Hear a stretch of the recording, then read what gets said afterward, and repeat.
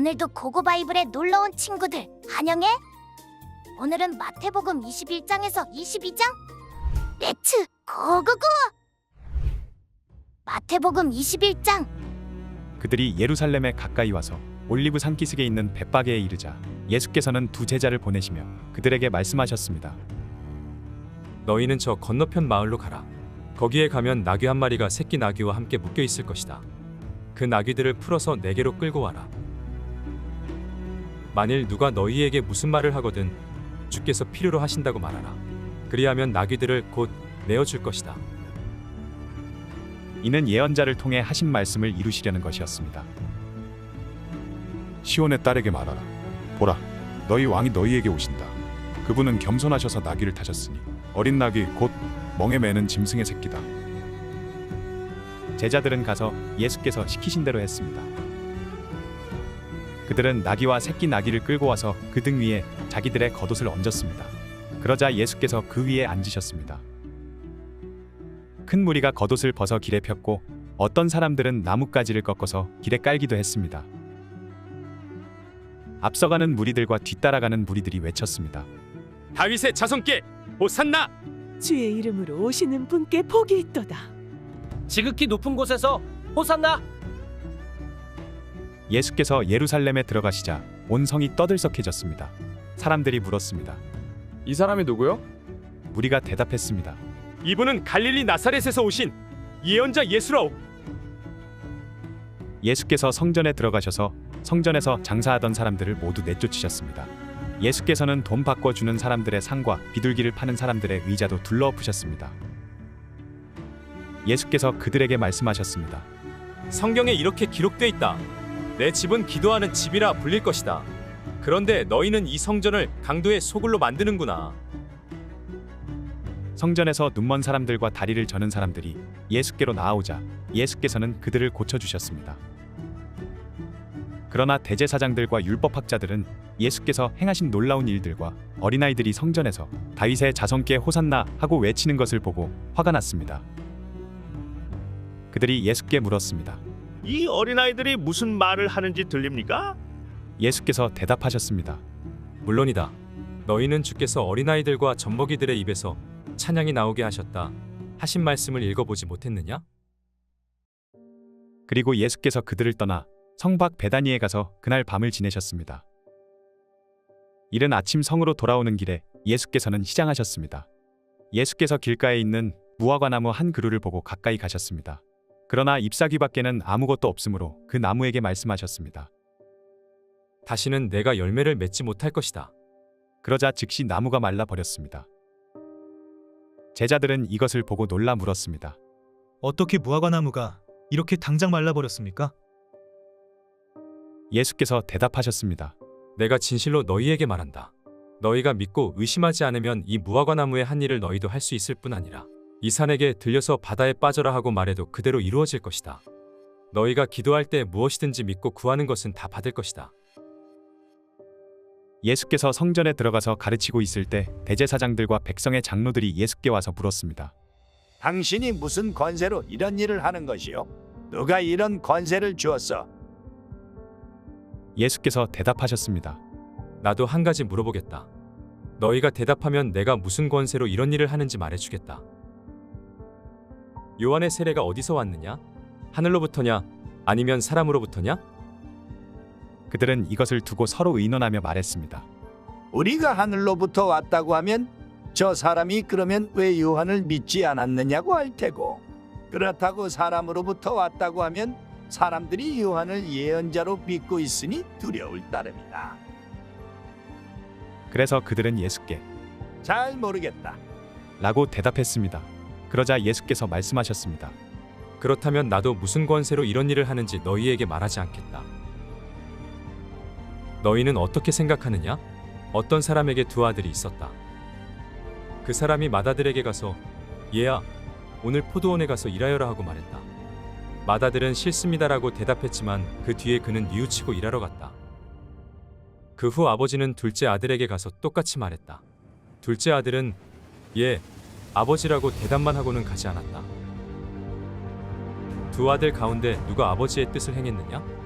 그들이 대답했습니다. 마다들입니다. 예수께서 그들에게 말씀하셨습니다. 내가 진실로 너희에게 말한다. 세리들과 창녀들이 너희보다 먼저 하나님 나라에 들어갈 것이다. 요한이 너희에게 의의 길을 보여주려고 왔는데 너희는 그를 믿지 않았지만 세리들과 창녀들은 그를 믿었다. 너희는 이것을 보고도 여전히 회개하지 않고 그를 믿지 않았다. 또 다른 비유를 들어보라. 포도원을 만든 집주인이 있었다. 그는 포도원 둘레에 울타리를 치고 땅을 파서 포도즙 짜는 틀을 만들고 망대를 세웠다. 그리고 어떤 농부들에게 포도원을 세주고 멀리 여행을 떠났다. 수확할 때가 가까워지자 주인은 열매 소출의 얼마를 받기 위해 자기 종들을 농부들에게 보냈다. 그 농부들은 종들을 붙잡아 하나는 때리고 다른 하나는 죽이고 또 다른 하나는 돌로 쳤다. 그 후 주인은 다른 종들을 처음보다 더 많이 보냈다. 그러나 농부들은 그 종들에게도 똑같이 대했다.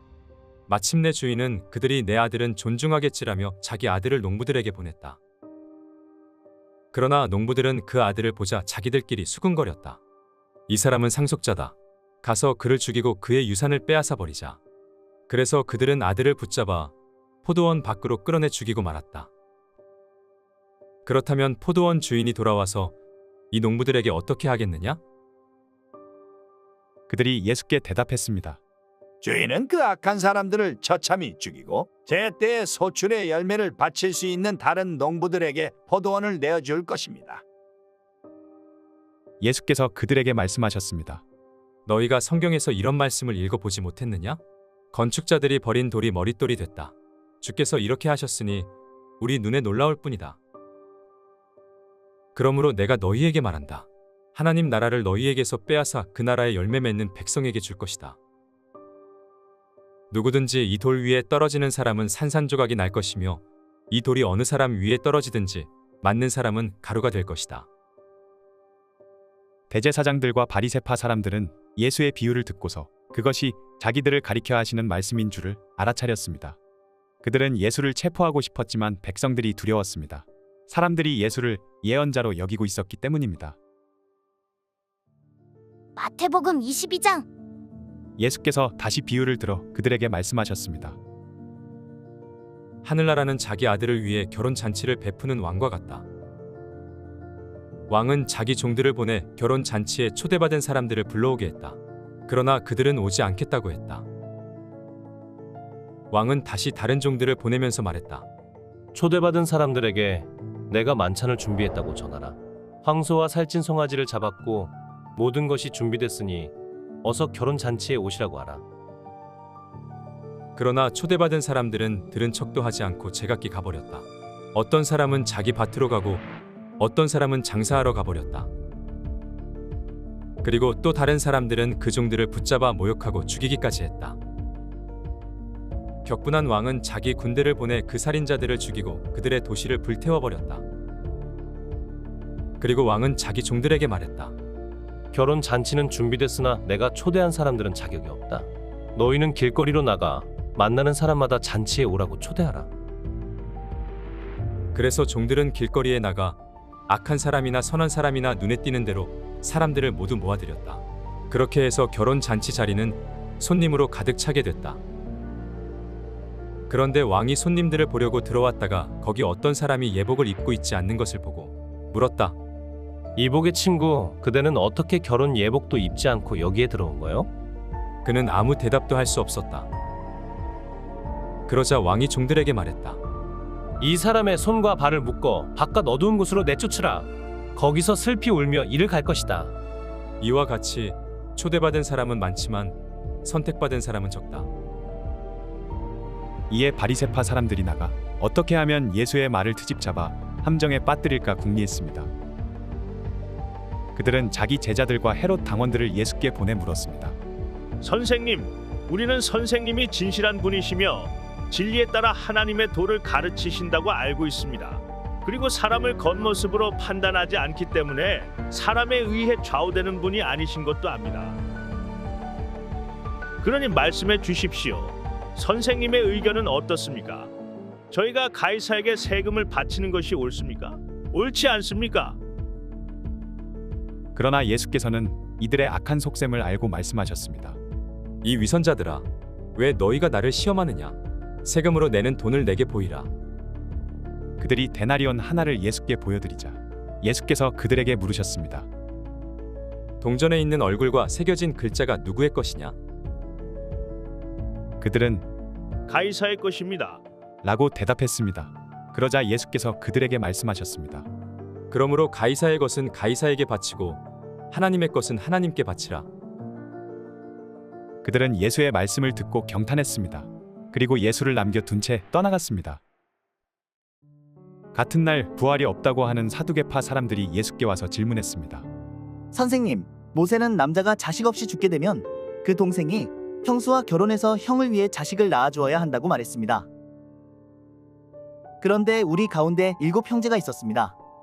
첫째가 결혼해 살다가 죽었는데 자식이 없었기 때문에 그 동생이 형수를 맡게 됐습니다. 그런데 둘째에게도 셋째에게도 계속해서 7째에 이르기까지 똑같은 일이 일어났습니다. 그리고 마침내 그 여자도 죽었습니다. 7사람 모두 그 여자와 결혼했으니 그렇다면 부활 때의 그 여자는 7 형제 가운데 누구의 아내가 되겠습니까? 예수께서 대답하셨습니다. 너희가 성경이나 하나님의 능력을 모르기 때문에 잘못 생각하고 있구나. 부활 때는 사람들이 시집도 장가도 가지 않는다. 그들은 하늘에 있는 천사들처럼 될 것이다. 그러나 죽은 사람의 부활에 대해 말하자면 하나님께서 너희에게 하신 말씀을 읽어보지 못했느냐? 나는 아브라함의 하나님, 이삭의 하나님, 야곱의 하나님이다라고 하셨으니 하나님은 죽은 사람의 하나님이 아니라 산 사람의 하나님이시다. 무리가 이 말씀을 듣고 예수의 가르침에 놀랐습니다. 예수께서 사두개파 사람들의 말문을 막으셨다는 소문을 듣고 바리새파 사람들이 함께 모였습니다. 그들 가운데 율법교사 한 사람이 예수를 시험하려고 질문을 던졌습니다. 선생님, 율법 가운데 어느 것이 가장 중요한 계명입니까? 예수께서 대답하셨습니다. 내 마음을 다하고 내 생명을 다하고 내 뜻을 다해 주 내 하나님을 사랑하여라. 이것이 가장 중요하고 으뜸되는 계명이다. 그리고 둘째 계명도 이와 같다. 내 이웃을 내 몸처럼 사랑하여라. 모든 율법과 예언자들의 말씀이 이 2 계명에서 나온 것이다. 바리새파 사람들이 모여 있을 때 예수께서 물으셨습니다. 너희는 그리스도를 어떻게 생각하느냐? 그가 누구의 자손이냐? 그들은 다윗의 자손이십니다. 하고 대답했습니다. 그러자 예수께서 그들에게 말씀하셨습니다. 그렇다면 어떻게 다윗이 성령의 감동으로 그를 주라고 불렀느냐? 그가 말하기를 주께서 내 주께 말씀하셨다. 내가 내 원수들을 내 발 아래 굴복시킬 때까지 너는 내 오른편에 앉아 있어라 라고 했다. 다윗이 그리스도를 주라고 불렀는데 어떻게 그리스도가 다윗의 자손이 되겠느냐? 그러자 아무도 예수께 한마디 대답조차 할 수 없었습니다. 그날 이후로는 감히 예수께 묻는 사람이 없었습니다. 수고했어, 친구들. 다음은 어떤 말씀이 우리를 기다릴까? 그럼 다음에 또 만나자. 안녕.